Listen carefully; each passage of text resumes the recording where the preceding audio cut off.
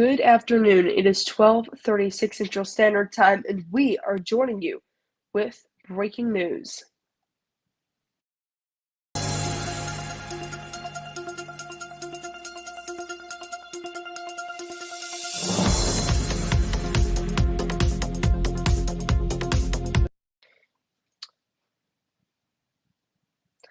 Good afternoon. I'm Jackson Mitchell with Brooklyn News, and that breaking news is that an Arkansas airport executive was shot in a search and now is reportedly dead. We've got that breaking news for you guys. First, I want to start out bringing in this KARK story, which is the local news station, the local NBC station in Little Rock.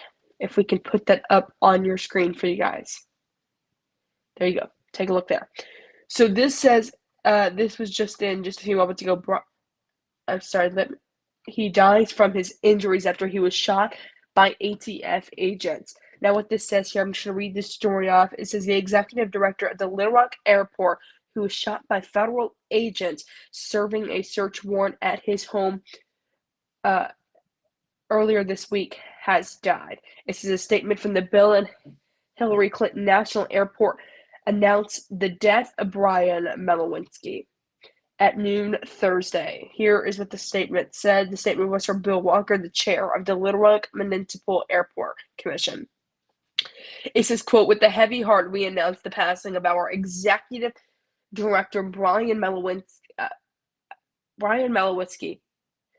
It says Brian was a 16-year employee of the airport. Under his leadership, our airport has experienced significant growth and success, expanding services and offerings to our community and state. We extend our heartfelt condolences to Brian's wife, Mayor, loved ones, and friends. Okay. We're going to talk more about that in just a second.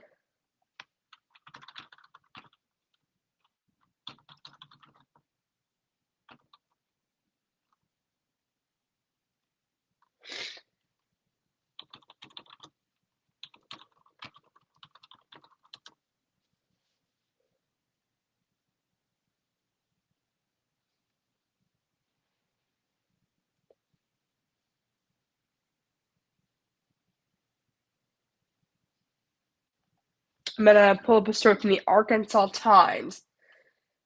Just reading some local news stories from that area and from Arkansas, seeing if we get any more information coming in. Okay, I'm gonna glance over the story and then we'll talk about it.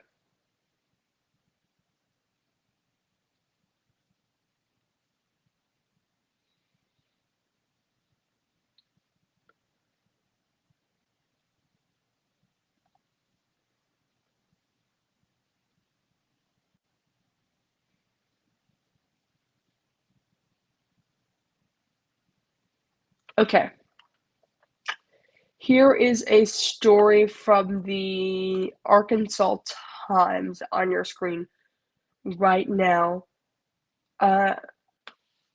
Just read over that for just a quick second. And I am going to make a thumbnail for this stream really quickly. Keep you guys busy, continuously talking to you guys. Let me put in something really quickly first, though.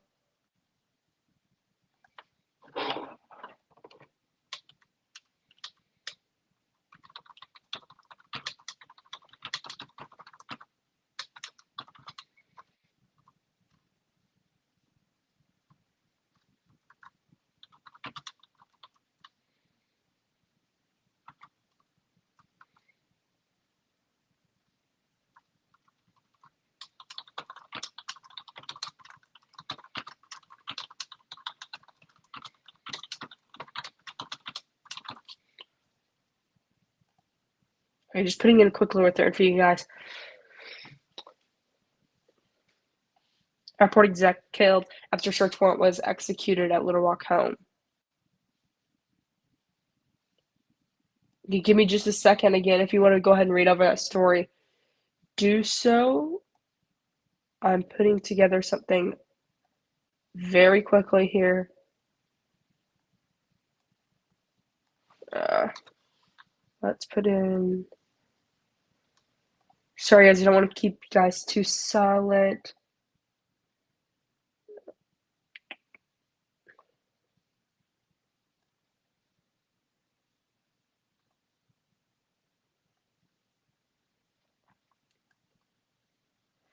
And this was before his death. This story is before his death, if you have not already noticed.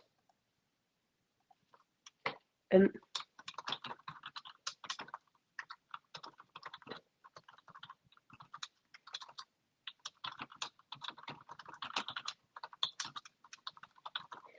I'm going to tell you guys what they were looking for in his house. I don't know if it's listed right in this story here.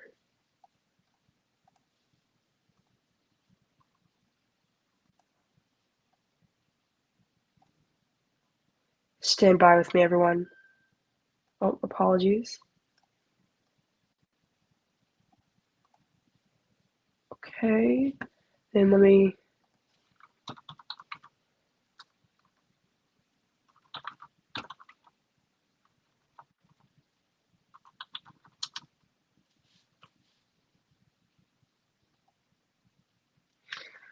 I'm sorry, guys. I'm just grabbing this photo from for the thumbnail. Again, if you're just joining us, please go ahead and read that story that you see on your screen. Again, that story is from the Arkansas Times.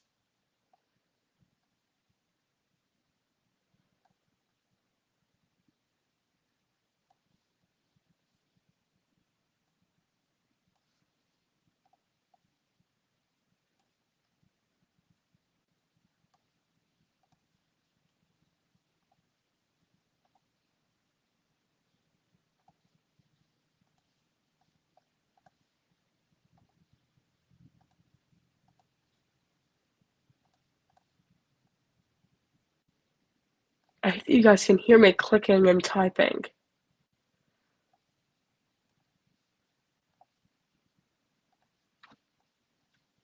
I'll go over that story with you guys again in just a second here.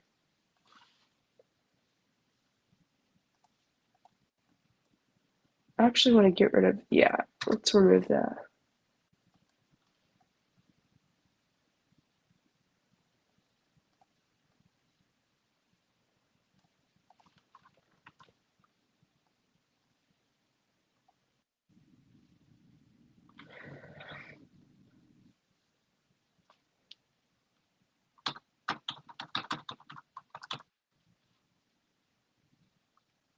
Stand by with me.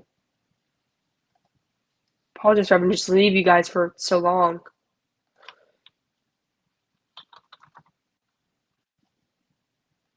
Okay, let's talk this story really quickly as this tab loads up here. So, as you see on your screen, new information on what happened at Airport Executive Brian Melski's house Tuesday morning in Scan. A speculation is running the gamut.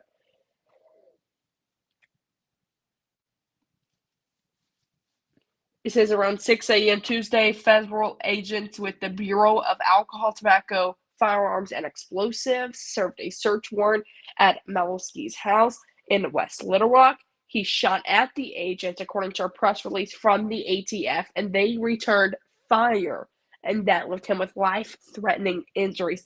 Now, according to our sources, those injuries for the said ATF agent that was shot, uh, we're learning that stand by. We're learning that this shooting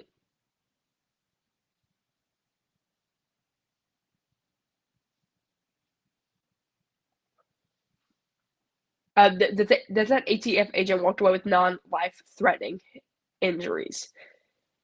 That is what we know now. His brother actually spoke out to multiple news sources and is questioning why they did it at such an early time in the morning. Now, what they were doing there is they were there to get some weapons off of Malesky that he actually had. It says the ATF and the Arkansas State Police initial statements Tuesday morning released initial statements Tuesday morning acknowledging the shooting, but authorities have provided no details about the incident since then, including the warrant itself. Officers were seen removing guns and other materials from Malesky's house. Reportedly, after opening a safe, a crew with the Little Rock Fire Department left Tuesday afternoon around 5 p.m. with large pry bar and saws. And here is a picture from the scene from Mary Hennigan. You can see all those cars, and then there's a news reporter, I assume a photographer. I assume this is his house, I guess, or right here somewhere. Just shows the scene. Let's actually read this. It says, Malesky's neighbor said he was known as a gun enthusiast. Deborah Bussell, who lives nearby, said Malesky mostly kept to himself, but got to talking when firearms were involved. He often went to gun shows, Bussell said she had been inside Malesky's house several times over the years and didn't notice anything strange. So far, local, state, and federal agencies have provided no explanation of why federal agents visited the house on Tuesday. Again, we still don't know why. It's just that we know that they were bringing out guns, and at this point, the fire department had been there with pry bar and different things of that nature, and that a safe was opened.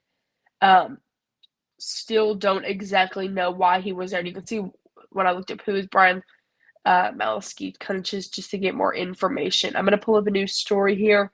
You can watch me on your screen, I guess. Stand by here. As we just are trying to gather more information, there has been so much that has come from this. Now, this is our breaking news coverage here on Brooklyn News. I'll add something to the top of the screen for you guys. Give me just a second. We are still following this all as new information continues to come in. So we have a story from NBC News, the Arkansas Democrat-Gazette. Something stinks to high hell, brother of the Little Rock National Airport director shot by ATF agent speaks out. Arkansas Airport exec wounded in gunfight with federal agents at home. Airport director involved. Let's go to Little Rock Public Radio. I just want to stick local here, because that's where you're going to be able to get. I mean, they have more sources in this area, really. So here is a story from the Little Rock Public Radio, who's also with NPR, partner with NPR. It says Brian Malinowski, I think I'm pronouncing that right now, Malinowski, okay, who was involved in a shootout with federal agents Tuesday, was also involved in a legal fight with a neighbor over the placement of a mailbox, claiming it was placed illegally on his property. That's something new that we're learning. It says a judge would go onto the side with Malinowski's neighbor years before the 53-year-old director of Little Rock's Clinton National Airport was involved in the Tuesday shooting with agents of the Bureau of Alcohol, Tobacco, Firearms, and Explosives. So it's the ATF. It says in August 2018, Malinowski sued Erica and Victoria Pinter, who lived next to a property he owned. Okay, that has to do with that mailbox.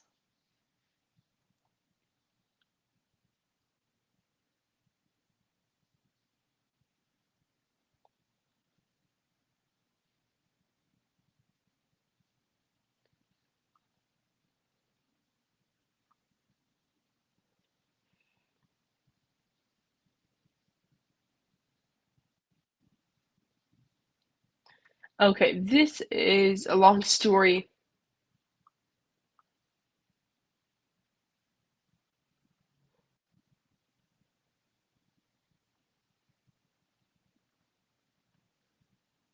Okay, I'm sorry, guys. I would love to read more of this story, but I do not want to read a whole story on a mailbox dispute.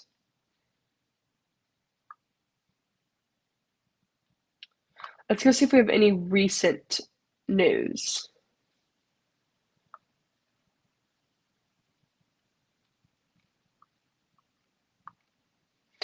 I'll see if we have anything from like KATV.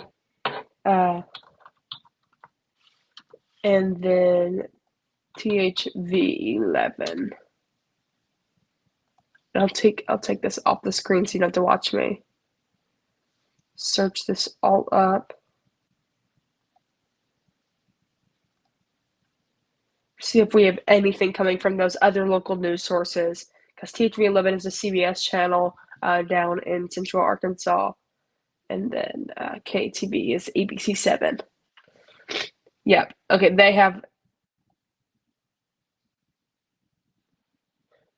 He worked at, again, the Arkansas Clinton National. The Clinton National Airport. Yes, here in Little Rock.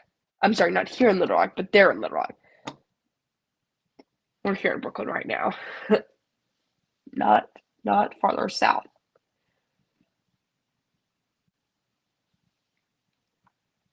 Okay, so this story from KATV says, oh, and I hope no video begins to play. Let's let it load in for just a second here so I can read the story. Okay, here we go. I don't think we'll see a video. It says, the executive director of Bill and I'm gonna see if I can read it from my actual phone. So hold up, you guys. You may see my.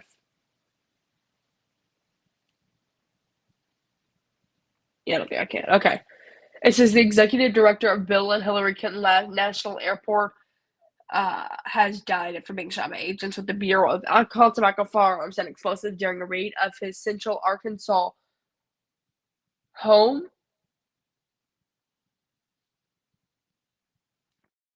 I'm sorry, it's actually going to be the Chanel Valley. I said Central Arkansas. Where is that actually at? Let's look this up really quickly. I'm going to go up here. You guys can't see up there, but okay, Chanel Valley home. Yeah, that's West Little Rock. That's what I was thinking. Okay. 53-year-old Brian Malinowski reportedly exchanged gunfire with the agents as they served a search warrant at Fort Durance Court just after 6 a.m. Tuesday, which, I mean, that's also a question I feel like everyone wants to know. Why did they serve it so earlier? You know, or what had, I mean, what had he done? What had he been involved in? There's so many questions that I could even ask. What had he been involved in to, allow the factor of a search warrant at 6 a.m.? I mean, knowing that he is a gun enthusiast, I mean, as an ATF agent, would you assume that you may need to be a little more careful? I don't know. As in not to get shot and not to be able to shoot him and, be able to take the suspect down properly. I'm not exactly sure what happened after the ATF agent shot at him. Here is what that Fort Durance Court house looks like. Hold up. Should change tabs now. This is Fort Durance Court. It is a four bedroom, 3.5 bath, $468,000 house. So pretty nice house.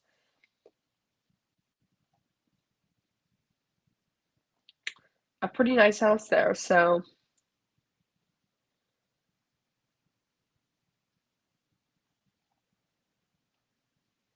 and this is some of the houses, I guess, in that same area.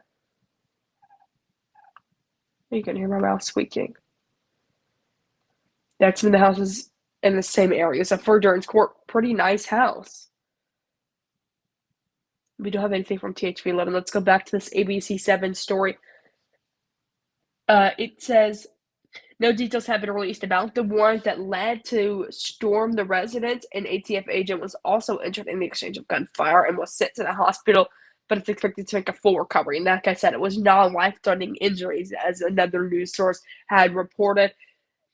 Now, it says Matthew Malinowski, the brother of Brian Malinowski, says the agent broke down the door of his brother's home and shot him in the head with a high-caliber rifle. The family can't understand why. Which, like I was saying, I mean, there is just so many questions.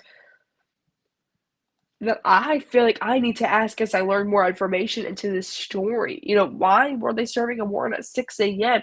by a man that was obviously reported as a gun enthusiast? And I hope the ATF agents, I mean, obviously should have known that, doing their investigation into whatever the crime that Brian Malinowski had committed. So let's go back to this 7 News story. It says, quote, the ATF burst into his house and they did it in a manner that was most dangerous combination possible, said Malinowski, which is Brian Malinowski's brother. It says the easiest way to have taken care of the situation, the most common way would be to wait until he gets in his car, pull over and arrest him, or you wait until he comes to work and you arrest him there. Good point, I think, from his brother. He's kind of recommending these easier ways. My question would be to those ATF agents, if they're right in front of my face and they could answer any question that I ask them about this specific scene, is why did you do this at 6 a.m. to a gun enthusiast that you knew may be protecting his home? So that's so many questions surrounding this incident, including by his brother recommending easier ways there in that quote in an ABC 7KA TV interview. It says Malinowski joined Clinton National Airport, Clinton National in 2008 as the Director of Properties, Planning, and Development. It says he was appointed Executive Director in November 2019 and was responsible for the overall administration, operations, maintenance, and development of the state's largest airport. It says airport officials were shocked by his violent and unexplained encounter with law enforcement. It says hours after it happened, Airport Commission Chairman Bill Walker released a statement saying, today's incident saddens us, and we pray for everyone involved. It says Tom Clark, the airport's deputy executive director, was named acting exec director. It's unclear if he will assume the post on a permanent basis in the wake of Malinowski's death. It says the Arkansas State Police Criminal Investigation Division has been asked to investigate the incident, which I don't see, why they wouldn't be asked. All right, we've been live now for about 23 minutes. We're going to go ahead and wrap it up here. I think I've kind of summed everything up. So as we come on the air with breaking news, I want to play our breaking news clip again.